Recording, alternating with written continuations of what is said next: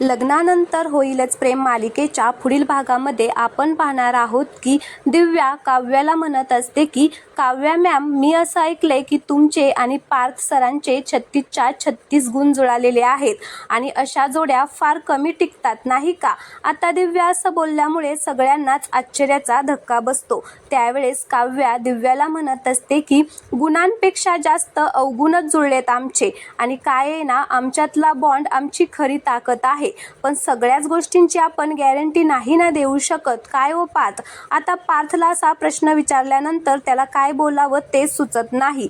मग आता दिव्या चाललेली असते तर तिच्या हातामध्ये काव्याला तिची अंगठी दिसते.